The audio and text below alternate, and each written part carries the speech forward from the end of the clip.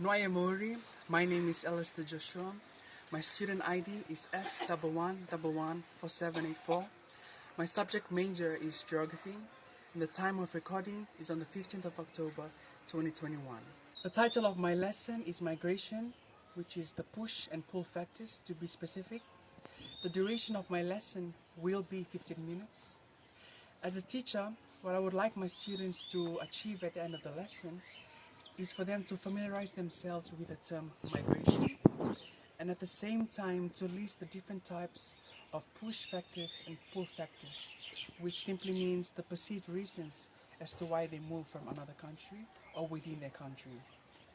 The supporting material of which I will be using for my lesson simply includes laptop, a stable internet connection, online videos, and activity questions. What students would need for this lesson would be any gadget, which simply means smartphones, laptops, tablets, and also a notebook for note-taking, but this is optional. The introduction will be for 6 minutes. I will begin my lesson by showing them a brief PowerPoint presentation where the first slide will define what is migration, and there will be further discussion of which I will be entailing to the students who are doing the class. The second slide will be about the perceived reasons as to why people move out of the country or within their country or from a certain place, and also to narrow down to the fact where people move according to two main factors, which are the push and pull factors. The third slide is a short video of which briefly explains what push and pull factors are all about. And the reason why I'm using this approach is we do understand students learn more when they see colors, when they see movies, when they see motions. And when they see that, they become more attached and becomes more appealing. Thus, the understanding is more driven towards their learning. And therefore, is the reason why I'm using this. Because we know in a traditional classroom, we learn from the textbook, from our exercise books, we look to the blackboard, we learn again to exercise book and continue with our notes.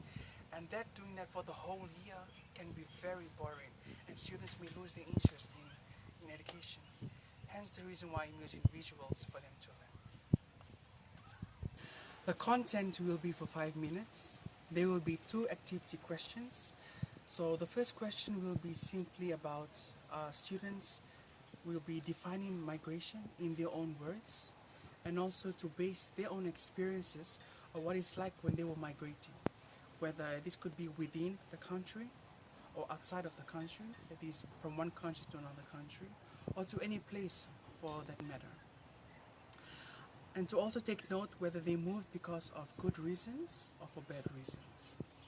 The second question is for them to identify 10 images which will be displayed before them, and they'll have to identify which image is directed to the push factor and which image is directed to the pull factors.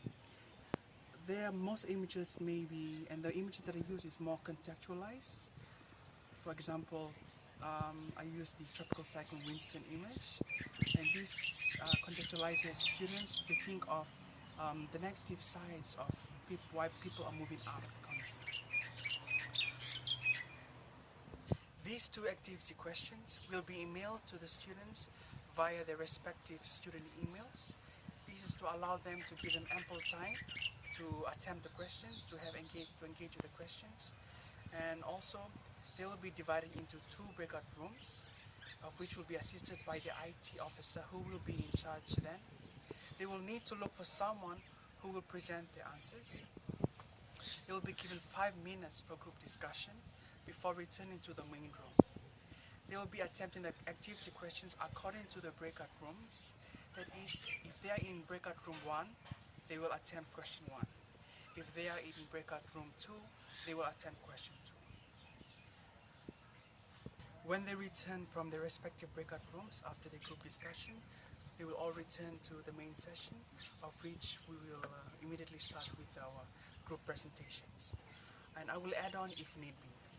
After all discussions is made, I will recap and summarize the lesson, and I will give them a video link for them to have access to.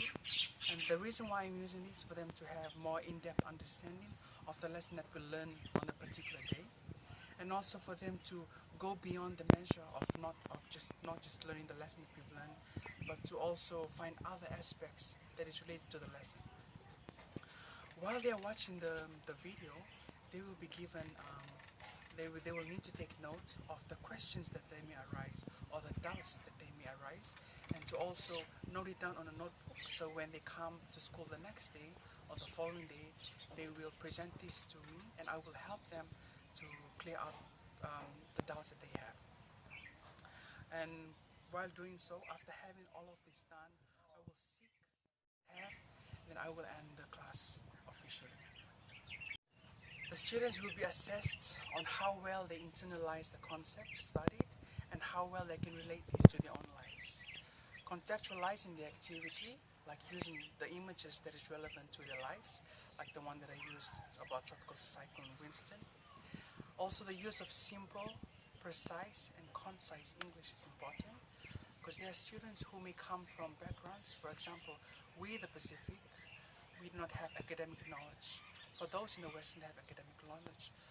So when we come to school, our knowledge is quite behind, because we learn things more informally than formally. Hence the reason why we have to use simple English for students to have a comprehensive idea of what is being taught to them, and for also to paint away the doubt that they have. Also, I will emphasize the most important part of my lesson, emphasize on the importance of there is no right or wrong answer, as this will give students the freedom to answer with ease and to also stimulate the creativity of thoughts that is extracted from their own experiences. So I think that is all. Thank you so much for listening, and I hope to hear from your end. Nwaya mafoyaksel.